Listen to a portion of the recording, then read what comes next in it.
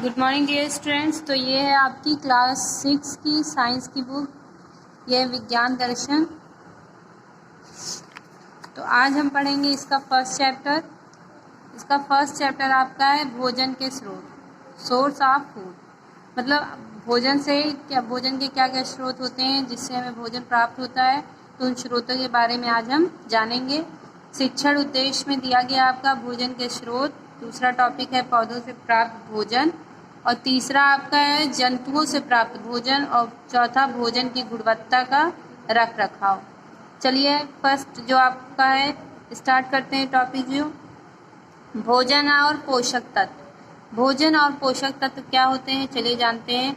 वह कोई भी पदार्थ जो किसी जीव को पोषण प्रदान करता है भोजन कहलाता है। मतलब वो पदार्थ जो किसी भी जीव को क्या प्रदान करता है, पोषण प्रदान करता है, वो क्या कहलाता है, भोजन कहलाता है।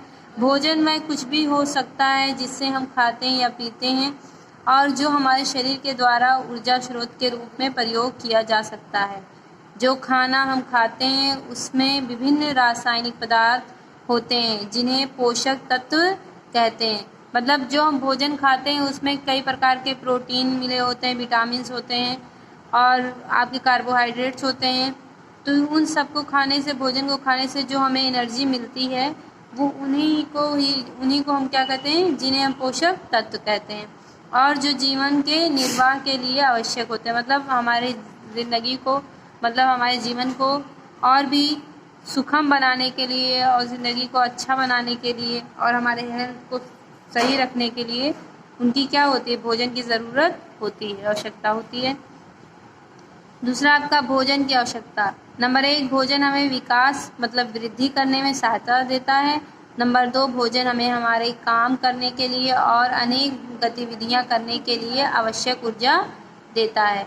भोजन हमारे शरीर को स्वस्थ रखने के लिए आवश्यक शक्ति देता है। मतलब भोजन से हमें निम्न चीज़ें मिलती हैं, जैसे पहला जो आपका है वृद्धि होती है, मतलब हम बढ़ते हैं। दूसरा है काम करने के लिए और गतियाँ करने के लिए, मतलब भाग दौड़ करने के लिए, उससे क्या ऊर्जा की ज़रूरत होती है, उसके लिए भोजन ज़रूरी है। और चौथा आपका है जीवन को स्वस्थ रखने के लिए और शक्ति के लिए हमको क्या ज़रूरत है, भोजन की आवश्यकता होती है। भोजन के स्रोत, आप जानते हैं भोजन के क्या क्या स्रोत होते हैं। हम मुख्यतः 2 स्रोतों से खाद्य वस्तुएं प्राप्त करते हैं। नंबर 1 क्या होता है आपका, पौधों से तथा जंतुओं से। मतलब आपके जो भोजन के 2 स्रोत होते हैं वो मुख्य स्रोत आपके होते हैं पौधे और जंतु। चलिए स्टार्ट करते हैं पौधों से प्राप्त भोजन। अब हम पहला जो आपका टॉपिक है कि पौधों से हमें भोजन कैसे प्राप्त होता है और क्या क्या प्राप्त होते हैं, चलिए स्टार्ट करते हैं। हम जानते हैं कि हरे पौधे अपना भोजन स्वयं तैयार करते हैं। ये आपको पता होगा, पिछली कक्षा में आपको पढ़ाया गया होगा कि जो हम पौधा होता है वो प्रकाश संश्लेषण क्रिया करके अपना भोजन खुद बनाता है, अतः ये उत्पादकता कहलाते हैं। वे प्रकाश संश्लेषण की क्रिया में अपना भोजन बनाने में सूर्य का प्रकाश, वायु, कार्बन डाइऑक्साइड, जल और पड़हरित पत्तियों में पाए जाने वाला जो पड़हरित मतलब क्लोरोफिल का प्रयोग करते हैं। मतलब भोजन को बनाने के लिए क्या क्या चीज़ें यूज होती हैं, सूर्य का प्रकाश, वायु, कार्बन डाइऑक्साइड और क्लोरोफिल का यूज होता है। पौधों के विभिन्न भाग भी भोजन के स्रोतों के मुख्य रूप में हमारे लिए उपलब्ध होते हैं। हमारे द्वारा खाए जाने वाले फल, सब्जियां, अनाज और दालें पौधों के विभिन्न भागों से प्राप्त होते हैं। मतलब जो पौधों के स्रोत के मुख्य रूप जो हमारे लिए उपलब्ध हैं वो कहाँ कहाँ से उपलब्ध होते हैं, क्या होते हैं, जो हम खाते हैं, फल होता है, सब्जियां होती हैं, अनाज होते हैं, दालें होती हैं, ये सारी चीज़ें हमें पौधों से ही प्राप्त होती हैं। फिर आपका आता है मूल जड़ फसलें। मूल जड़ फसलें वे फसलें होती हैं जिन्हें हम उनकी जड़ों को खाने के लिए उगाते हैं। कुछ मुख्य मूल फसलें सब्जियां मूली, गाजर, शलजम, चुकंदर आदि हैं। मतलब जिनकी जड़ों को हम खाते हैं वो क्या क्या होती हैं, मूली, गाजर, शलजम, चुकंदर आदि होते हैं। इसमें 2 आपका एग्जाम्पल दिया गया है, गाजर और चुकंदर का। सबसे मुख्य मीठी मूल फसल चुकंदर है। मूल फसलें खाने में अच्छी होती हैं क्योंकि इन फसलों में स्टार्च, मंड, स्टार्च को मंड कहते हैं। नामक ऊर्जा देने वाला पदार्थ अधिक मात्रा में पाया जाता है। मतलब जो सबसे मीठी जो आपकी जड़ होती है वो क्या होती है? चुकंदर होती है, ठीक है। और इसको खाने में क्या होती है? ये अच्छी होती है। और इसके स्टार्च में, मंड में ही क्या होती है? ऊर्जा उपस्थित रहती है अधिक मात्रा में। सेकेंड आपका है पॉइंट तने। तने पौधों में पानी, खनिज, लवण एवं भोजन के परिवहन का कार्य करते हैं। तनों का एक अन्य मुख्य कार्य पौधों के अन्य भागों को सहारा प्रदान करना है। कुछ पौधों के तने हमारे भोजन की आवश्यकता पूर्ति के लिए रूपांतरित हो गए हैं। ये पौधे प्याज, अदरक, आलू, हल्दी, गन्ना आदि। मतलब जो तनों की बात आती है तो तनों में क्या क्या एग्जाम्पल में आपको दिए रहते हैं? प्याज, अदरक, आलू और हल्दी, गन्ना, ये आपके तने होते हैं। और ये भी भोजन के रूप में ही यूज़ किए जाते हैं। फिर आपका आता है पत्तियाँ। पत्तियाँ पौधों में श्वसन एवं भोजन बनाने का मुख्य कार्य करती हैं। हम कुछ पत्तियों से भोजन भी प्राप्त करते हैं, जिनमें पालक, मेथी, चाय, पत्ता गोभी आदि मुख्य हैं। मतलब अगर बात आती है पत्तियों की, पत्तियों वाले जो भोजन वाले हमारे भोजन होते हैं वो कौन कौन से होते हैं?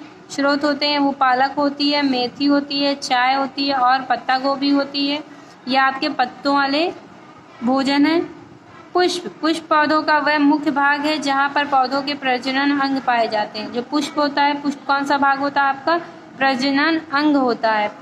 पुष्प पृथ्वी को अपने सुनहरे रंगों एवं खुशबू से भर देता है और इसकी खुशबू और इसका सुनहरा प्यारा रंग पूरी पृथ्वी पर क्या खुशियाँ ला देता है। इन पुष्पों में से कुछ पुष्पों से हमें भोजन प्राप्त होता है, जैसे फूल गोभी, कचनार, सेमल आदि। गुलाब की पंखुड़ियाँ भी भोजन के रूप में प्रयुक्त होती हैं।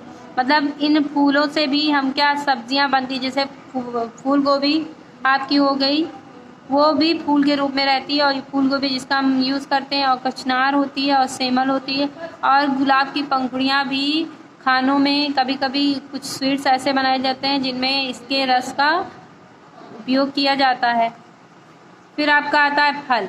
फलों से मीठा और रसदार भोजन प्राप्त होता है। फल सूखे एवं गुद्देदार दोनों प्रकार के हो सकते हैं। सूखे फल जैसे काजू, बादाम, अखरोट, चिलगोज़ा आदि।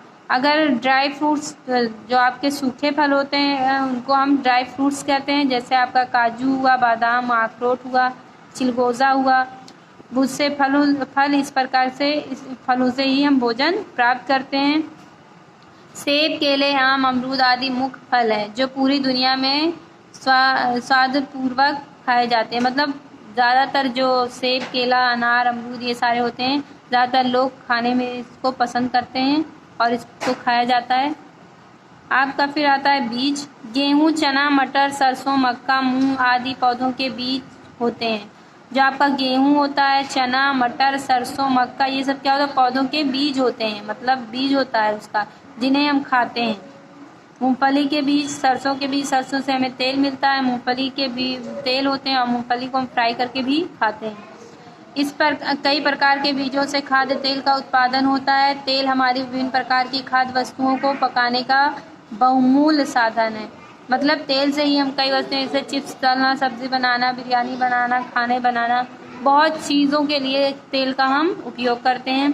फिर आता है चाय और कॉफ़ी। चाय और कॉफ़ी आप पीते होंगे, उसके लिए ये संसार भर में सबसे अधिक प्रयोग की जाने वाली लोकप्रिय पेय पदार्थ है। मतलब चाय और कॉफ़ी का यूज़ पूरे संसार में सबसे ज़्यादा किया जाता है। चाय को चाय की पत्तों की सूखी पत्तियों से विविधतापूर्वक तैयार किया जाता है। कॉफ़ी को कॉफ़ी के पदार्थों पर पैदा होने वाली पकी हुई बेरी को पीस कर तैयार किया जाता है। जो आपकी कॉफ़ी होती है, छोटे छोटे बीज होते हैं उसके बीज को क्या करते हैं? उसको पीसते हैं। पीसने के बाद आप देखते होंगे कॉफ़ी डिब्बे में आती है तो एकदम पाउडर की तरह दिखती है। वो पाउडर में हो जाती है क्योंकि उसको पीस के उसके बीज को पाउडर में बदल दिया जाता है। फिर आपका आता है मसाले। मसाले भोजन को स्वादिष्ट बनाते हैं। प्रमुख मसाले, मतलब जो आपके मसाले होते हैं वो भोजन को कैसा बनाते हैं? स्वादिष्ट बनाते हैं। और कुछ मसाले यहाँ पर दिए गए हैं, जैसे काली मिर्च, इलायची, अदरक, हल्दी, मिर्च, लौंग, केसर, सौंफ, ज़ीरा, हींग आदि। तो ये जो आपके मसाले, अदरक का यूज़ किया जाता है, चाय में भी यूज़ किया जाता है और इसे मसालों में भी यूज़ किया जाता है। ये आपके सारे मसाले होते हैं जिनको खाने में यूज़ किया जाता है। फिर आपका आता है जंतुओं से प्राप्त भोजन। अब हमारा पौधों से प्राप्त भोजन के बारे में आपने पढ़ा, जाना कि क्या क्या चीज़ें होती हैं जो पौधों से हमें प्राप्त होती हैं। तो अब हम पढ़ेंगे किससे प्राप्त होने वाले भोजन, जंतुओं से प्राप्त होने वाले भोजन की जंतुओं से क्या क्या भोजन हमें प्राप्त होते हैं। चलिए शुरू करते हैं। हम जंतुओं से विभिन्न प्रकार के भोजन जैसे दूध, दुग्ध उत्पादन, मांस, अंडे, शहद आदि प्राप्त करते हैं। यहाँ कुछ जंतु तथा उनके उत्पादन का वर्णन किया गया है। मतलब जैसे दूध हुआ, दूध उत्पादन हुआ, मांस हुआ, अंडे हुए, शहद हुआ, ये सारी चीज़ें हमें जंतुओं से मिलती हैं। इस प्रकार से यहाँ पे वर्णन नीचे बताया गया उनका। अंडा देने वाले जंतु, कुछ जंतुओं जैसे मुर्गी, बत्तख आदि से हमें अंडे प्राप्त होते हैं। ये जंतु अंडे के साथ मांस भी प्रदान करते हैं। मतलब आप जानते होंगे कि मुर्गी और बत्तख जो होती हैं आपके अंडे देती हैं और इन मुर्गियों को और बत्तखों का यूज़ मांस के रूप में भी होता है। मांस देने वाले जंतु, कुछ जंतुओं से हमें मांस मिलता है। मुर्गी, बकरी, भैंस, ऊँट आदि जंतुओं से हमें मांस मिलता है। मतलब मांस देने वाले जंतु क्या क्या होते हैं, मुर्गी भी है, मुर्गी का भी हम खाते हैं मीट, बकरी का, भैंस का और ऊँट का। दूध देने वाले जंतु, आप जानते हैं कि कौन कौन से जंतु होते हैं जो दूध देते हैं। कुछ जंतुओं से हमें दूध मिलता है। दूध से पनीर, दही, घी, खोया आदि बनाए जाते हैं। गाय, भैंस, बकरी आदि जंतुओं से हमें दूध मिलता है। मतलब गाय, भैंस, बकरी से हमें क्या मिलता है, दूध मिलता है। उसके बाद आपका आता है मछली। मछली हमारे देश में भोजन का अन्य मुख्य स्रोत है। इसमें जंतु प्रोटीन भरपूर होता है। मछलियों से प्राप्त प्रोटीन सुपाच्य तथा वृद्धि में सहायक होती हैं। कॉड तथा शार्क की यकृत के तेल में विटामिन डी भरपूर होता है। मतलब जो हमारा मछली पूरे देश में इसका भोजन का अन्य मुख्य स्रोत है और इसमें क्या होता है, भरपूर मात्रा में प्रोटीन पाया जाता है और मछलियों से प्राप्त प्रोटीन जो होता है वो हमारे पाचन क्रिया में बहुत सहायता करता है। और कॉड और जो शार्क आपकी होते हैं, मछलियों की यकृत होते हैं, उनमें उनके तेल में क्या पाया जाता है, विटामिन डी भरपूर मात्रा में पाया जाता है, बहुत ज़्यादा पाया जाता है। भारत में मछलियाँ ताज़े जल, तालाबों, झीलों तथा नदियों तथा खारे जल, समुद्र जल दोनों में पाई जाती हैं। जो मछलियाँ होती हैं तालाबों में भी पाई जाती हैं, नदियों में भी पाई जाती हैं और समुद्रों में भी पाई जाती हैं। और मछलियों को खाने से जो कहते हैं आँख की रोशनी भी तेज रहती है। मधुमक्खियाँ फूलों से मकरंद एकत्रित करके शहद बनाती। मकरंद मतलब उनके जो रस होते हैं उनको आपस में एकत्रित किया जाते हैं फूलों को, उसके बाद उससे क्या बनाती हैं, शहद बनाती हैं। वह शहद को अपने छत्ते में रखती हैं। शहद जल, शक्कर, खनिजों और एंजाइमों से युक्त होता है। ये प्रतिरोधी और आसानी से पचित होता है। ये पौष्टिक तत्वों का एक अच्छा स्रोत होता है तथा इसका प्रयोग दवाइयाँ बनाने में भी किया जाता है। जो शहद होता है उसमें क्या क्या चीज़ें होती हैं, जल, शक्कर, खनिज, एंजाइम, ये सारी चीज़ें उसमें मिली होती हैं और ये आसानी से पचित हो जाता है और इसका पौष्टिक तत्व एक अच्छा स्रोत होता है पौष्टिक तत्व का, और इसका यूज़ दवाई बनाने में भी किया जाता है। सामान्यतः मधुमक्खियों के छत्तों को लंबे पेड़ों या ऊंची इमारतों से लटके हुए देखा जा सकता है। मतलब ज़्यादातर पेड़ों पर, इमारतों पर, ऊंचाई पर ज़्यादातर बनाती हैं जिससे कोई छेड़छाड़ ना करे और उसमें कोई परेशानी ना हो बनाने में। दूसरा, समुद्री भोजन। दूसरे समुद्री खाद्य पदार्थ झींगा, केकड़ा, कछुए आदि हैं। मतलब इन समुद्री के जो खाद्य पदार्थ होते हैं जिनका यूज़ खाने में करते हैं बाहर के लोग, झींगा हुआ, केकड़ा हुआ, कछुआ हुआ आदि, इससे बहुत ज़्यादा जो होते हैं। दिया गया आपका महत्वपूर्ण तत्व में शहद एक जीवाणुदायक पदार्थ है और यह आयुर्वेदिक औषधियों को बनाने में प्रयुक्त होता है। मधुमक्खियों को पालना मधुमक्खी पालन कहलाता है। और इसमें बताया गया है कि शहद जो होता है जीवाणुदायक, मतलब इसमें जीवाणुदायक पदार्थ होता है और ये आयुर्वेदिक औषधियाँ जो दवाएँ बनानी होती हैं उसमें ज़्यादातर यूज़ किया जाता है, इसका प्रयोग किया जाता है। और अन्य जंतुओं के लिए भोजन के स्रोत। अब हम जानते हैं कि जो अन्य जंतु होते हैं वो अपना भोजन कैसे प्राप्त करते हैं और उनके स्रोत क्या होते हैं। हम जानते हैं कि पौधे अपना भोजन स्वयं बनाते हैं, परंतु जंतु अपना भोजन स्वयं नहीं बनाते। जो पौधे होते हैं वो प्रकाश संश्लेषण क्रिया करके अपना भोजन तो बना लेते हैं, लेकिन जंतु जो होते हैं वो अपना भोजन स्वयं नहीं बना पाते। जंतु पौधों को या अन्य जंतुओं को खाते हैं। जंतु क्या खाते हैं, इस आधार पर जंतुओं को निम्नलिखित 4 श्रेणियों में बांटा गया है। मतलब जो जंतु हैं वो तो दूसरे जंतुओं को खाते हैं, लेकिन किस प्रकार कौन सा जंतु किन जानवरों को खाता है, तो इसलिए उन्हें किन श्रेणियों में बांटा गया है, 4 प्रकार की श्रेणियों में डिवाइड कर दिया गया है। पहला आपका है शाकाहारी जंतु। शाकाहारी मतलब जो पेड़ पौधे पत्तियां ये सब खाते हैं, मांस नहीं खाते। चलिए, शाकाहारी जंतु वे जंतु होते हैं जो केवल पौधों को खाते हैं या उन पर निर्भर होते हैं। इस श्रेणी में मुख्यतः चरने वाले जंतु आते हैं, जैसे खरगोश, हिरन, बकरी, गाय, भैंस आदि। इन जंतुओं के दांत पौधों को चबाने एवं पीसने के लिए अनुकूलित होते हैं।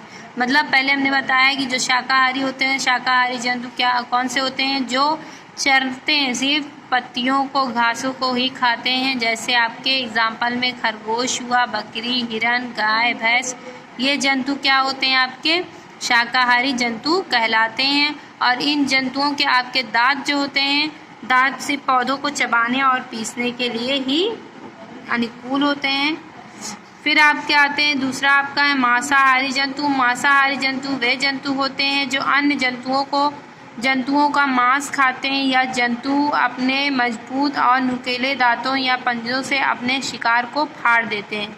मतलब मांसाहारी जंतु क्या होते हैं, मांसाहारी जंतु वह जंतु होते हैं जो अन्य जंतुओं का क्या खाते हैं, मांस खाते हैं, और उनके दांत कैसे होते हैं, नुकीले होते हैं, और पंजे जो आपके होते हैं उनसे पंजों से वो मांस को फाड़ने में मदद उन्हें मिलती है। शेर, चीता, तेंदुआ और लोमड़ी मांसाहारी जीवों के उदाहरण हैं। मतलब जो आपका शेर हुआ, चीता हुआ, तेंदुआ, लोमड़ी, ये आपके मांसाहारी जंतु के उदाहरण हैं। फिर आपका आता है थर्ड पॉइंट, सर्वाहारी जंतु। सर्वाहारी जंतु वे जंतु होते हैं जो अपने भोजन के लिए पौधों तथा जंतुओं दोनों पर निर्भर रहते हैं। मतलब सर्वाहारी मतलब जो दोनों पे डिपेंड रहे, पहला जंतुओं पर भी और पौधों पर भी। मनुष्य तथा कुछ जंतु जैसे चूहा, भालू, कुत्ता, मुर्गी आदि सर्वाहारी हैं। जैसे मनुष्य भी होता है, चूहा हुए, भालू है। मनुष्य जो होता है आपका पत्ती सब्जियां भी खाता है और आपके मांस भी खाता है, तो इसलिए ये क्या कहलाता है, सर्वाहारी जंतु कहलाता है। और कुत्ता भी हुआ, कुत्ता भी आपका मांस खाता है, सब्जियां खाता है, रोटियां खाता है, तो इस तरीके से सर्वाहारी जंतु में एग्जाम्पल के रूप में है। फिर आपके आते हैं अपमार्जक। अपमार्जक जंतु वे जंतु होते हैं जो मरे हुए जंतुओं एवं उनके अपशिष्ट पदार्थों को खाते हैं। अपमार्जक प्रकृति की सफाई करता है, जो प्रकृति की गंदगी को साफ करते हैं। कुछ मुख्य अपमार्जक गिद्ध, कौवा, गीदड़ आदि हैं। मतलब अपमार्जक जंतु जो दूसरे मरे हुए जंतुओं के मांस को खाकर पूरे जगह की सफाई करते हैं, जंगलों की और स्थानों की, तो उन्हें हम क्या कहते हैं, अपमार्जक जंतु कहते हैं। और ये क्या कहते हैं, कुछ अपमार्जक जो जंतु हैं उनके नाम आप जान लीजिए, गिद्ध, कौवा और गीदड़। फिर आपका आता है भोजन की गुणवत्ता व रख रखाव। किस तरीके से हम भोजन की गुणवत्ता को मतलब जानेंगे और कैसे उसके रख रखाव का कैसे ध्यान रखें, चलिए जानते हैं। भोजन की गुणवत्ता के रख रखाव का अर्थ है कि भोजन के उत्पादन से लेकर उसके खाए जाने तक की सभी गतिविधियां स्वास्थ्यवर्धक होनी चाहिए। भोजन की गुणवत्ता को निम्नलिखित तरीकों से बनाए रखा जा सकता है। जो हमारा भोजन की गुणवत्ता क्या है, पहला आप बताइए। भोजन की गुणवत्ता का अर्थ जो होता है आपका कि भोजन के उत्पादन से लेकर खाए जाने तक उसे कैसे हम अच्छे जगह पर उसे सेफ तरीके से रख सकते हैं। तो निम्नलिखित तरीके आपके हैं। पहला आपका भंडारण। क्या भंडारण मतलब कैसे उसे किसी चीज़ में बंद करके अच्छे से ढक कर रखना। कुछ खाद्य पदार्थ जैसे दूध, सब्जियां, उबले हुए चावल और पका हुआ खाना आसानी से ख़राब हो जाते हैं।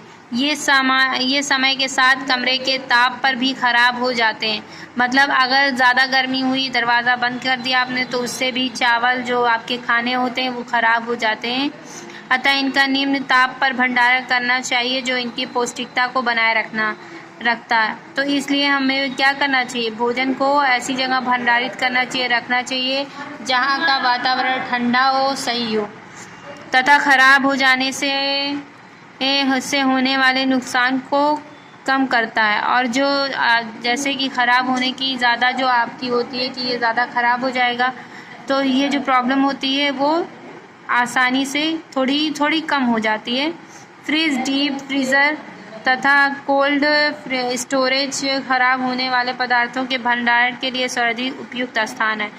अगर आपके घर में फ्रिज है या रेफ्रिजरेटर है या कोल्ड स्टोरेज है, तो इनमें आप खाने को रख देंगे तो आपके खाने जो खराब होने वाले होते हैं वो उनसे बच सकते हैं। दूसरी तरफ गेहूँ, चावल तथा दालों जैसे भोज्य पदार्थों का लंबे समय तक बिना खराब हुए भंडारण किया जा सकता है। ऐसे भोज्य पदार्थ अभिकारीय भोज्य पदार्थ कहलाते हैं, जिन्हें शुष्क भंडारण की आवश्यकता होती है। इन पदार्थों का कमरे के ताप पर वायु रोधी पात्रों में भंडारण किया जाता है। मतलब जो आपके गेहूँ चावल होते हैं, तो आजकल गेहूँ की टंकियाँ आती हैं। पहले तो आपके मिट्टी के जो होते थे टंकियाँ होती थी, बनाई जाती थी, उसका यूज़ किया जाता था। लेकिन अब आपकी स्टील की टंकियाँ आती हैं, तो उसमें आपके गेहूँ चावल को सेव किया जाता है। तो ऐसी जगह आप सेव करिए जहाँ का वातावरण थोड़ा बहुत ठंडा हो, सही हो, जिससे कि गेहूँ चावल ख़राब ना हो बहुत ज़्यादा। और ऐसी जगह देख के करिए जहाँ पर काई ना लगती हो या बहुत ज़्यादा दीवार से सीढ़न ना हो। इन सब से बचा कर ही भंडारण किया जाता है। ये उन्हें नमी, धूल, कीट तथा कृंतकों से बचाता है। शुष्क भंडारण के लिए स्थान साफ तथा सूखा, हवादार तथा कृंतकों और कीटों से मुक्त होना चाहिए। जो आपका भंडारण जिस स्थान पे आप कर रहे हैं, वहाँ की जो आपकी ज़मीन होनी चाहिए वो साफ़ सुथरी होनी चाहिए और सूखी होनी चाहिए। साथ ही साथ उस कमरे में आपके हवा आती रहे और किसी भी कीटों का, जैसे चूहों का, ये सब का दवा ववा रख के आप उसे मार सकते हैं और इस सब का मामला ना हो, इससे मुक्त हो। भोजन पकाना, इसमें खाना बनाने से पूरी तैयारी की जाती है और फिर भोजन को पकाया जाता है। चावल तथा दालों जैसे पदार्थों को यदि अधिक धो दिया जाए तो उनमें से लगभग 40% तक विटामिन तथा खनिज लुप्त हो जाते हैं। मतलब लोग कहते हैं चावल गंदा, 2 बार धुलो, 3 बार धुलो, 4 बार धुलो, लेकिन कहते हैं कि चावल को ज़्यादा धुलना नहीं चाहिए। चावल से जो थायमीन आपकी होती है वो निकल जाती है और ज़्यादातर जो विटामिन पाई जाती हैं 40% तक लगभग में बताया जा रहा है कि जो विटामिन होती हैं वो निकल जाती हैं उसमें से। इसी प्रकार छीले या कटे फलों या सब्जियों को अत्यधिक धोने पर उनमें से विटामिन बी तथा सी लुप्त हो जाती है। आपके जो कटे हुए फल होते हैं, जैसे सब्जियां होती हैं, तो पहले उन्हें धुल लें, उसके बाद उन्हें छीलकर काट कर खाएं, जिससे कि उनके विटामिन धुलने में ज़्यादा निकल ना जाए।